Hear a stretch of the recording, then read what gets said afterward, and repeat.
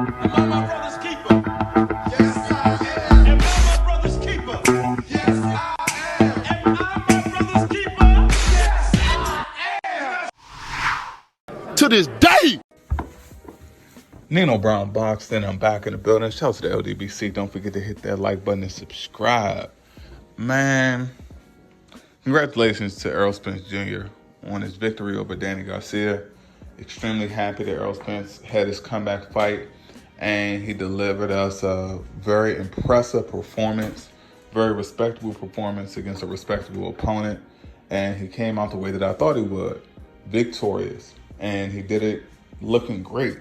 To me, Errol Spence looks like he hasn't missed a step, like he hasn't missed a beat at all. He beat Danny Garcia more convincingly than Sean Porter and Keith Thurman. And you're talking about a guy that had a horrific car accident and he had a 14-month layoff. I mean, hey, hats off to Errol Spence. Errol Spence, being the superstar that he is, he put Danny Garcia on the biggest platform, on the biggest stage that he's ever been on.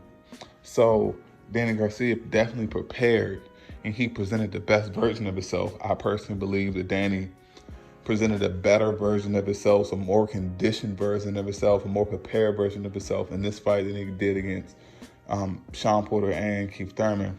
But Danny came up short. Now, my thing on this is Errol did what he is expected to do. We're talking about 100% Errol Spence. He did what he's expected to do.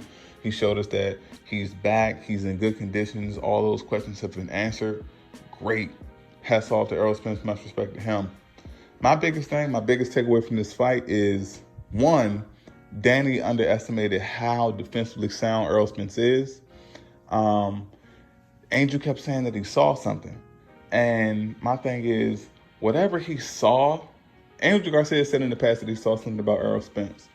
Whatever he saw, it had to be something related to Errol Spence's defense, because it definitely wasn't in response to his offense. I'm sure that they didn't think that the car accident took anything out of his offensive arsenal, his power, his ability to just dish out pain. So it had to be something from his punch resistance or his defense, whatever the case may be. But my biggest thing with Danny Garcia, and this is why I was initially annoyed when this fight was announced.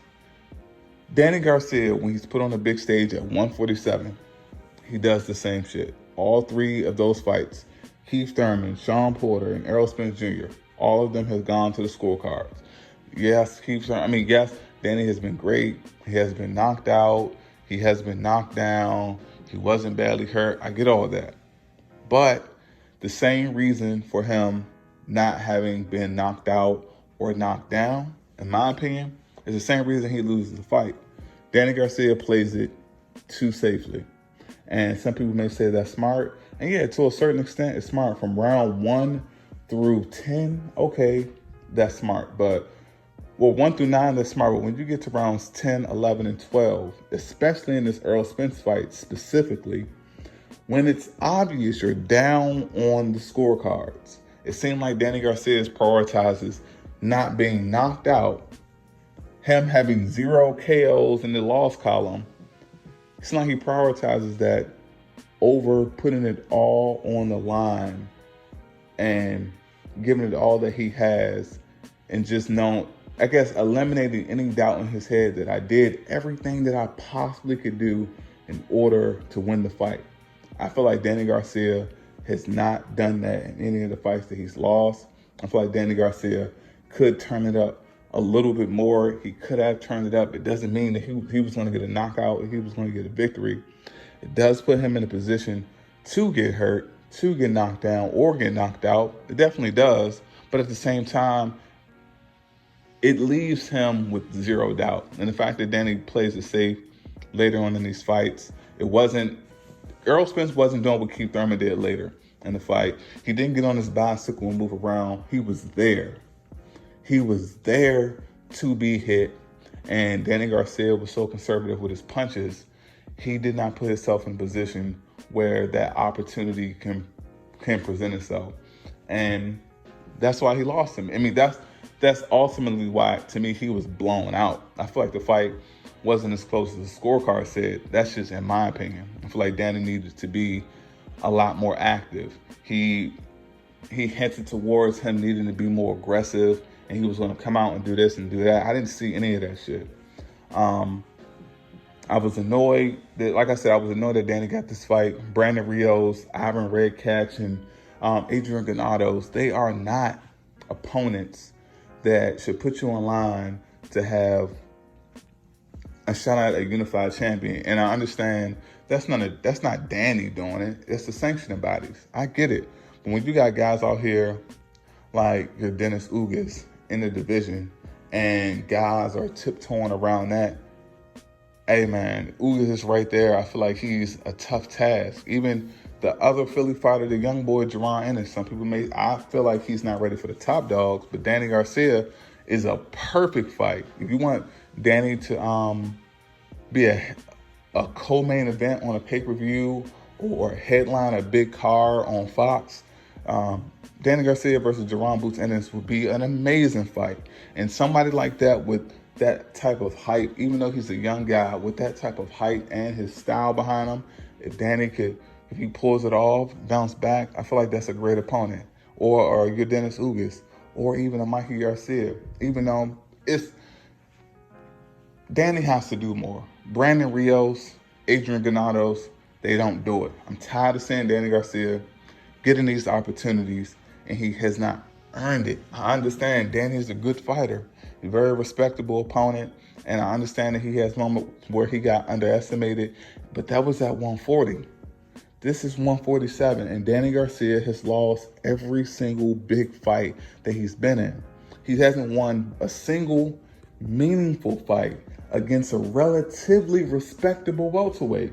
We're talking Paulie Malignaggi, Adrian Granados, Brandon Rios, these names. I'm not trying to be disrespectful towards these fighters, but simply from an analytical perspective, these guys are not the fights that Danny Garcia needs to show us that he is a top welterweight.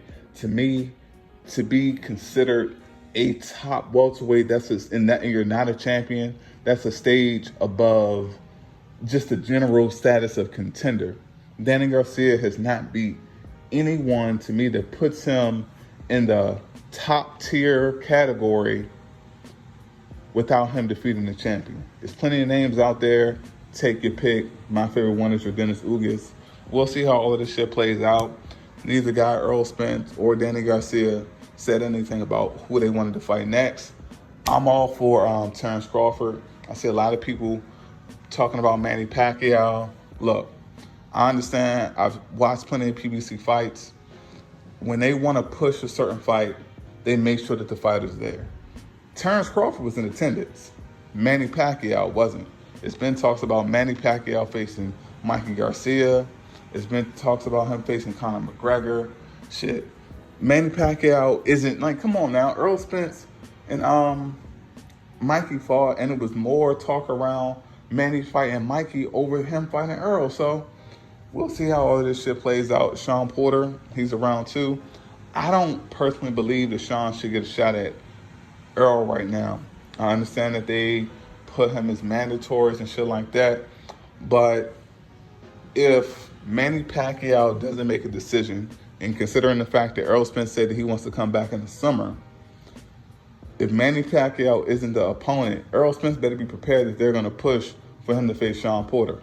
And since he doesn't want to face Sean Porter, since he feels like Sean hasn't done anything to deserve that fight because he literally just beat him the fight before Danny Garcia, this is the best time for Errol to say, fuck the mandatory, unification trumps mandatory. If Pacquiao's not going to fight me, give me Terrence Blood Crawford right now. And that's just my take on it. It's Nino Brown Boxing. Shout out to the LDBC, and I'm out.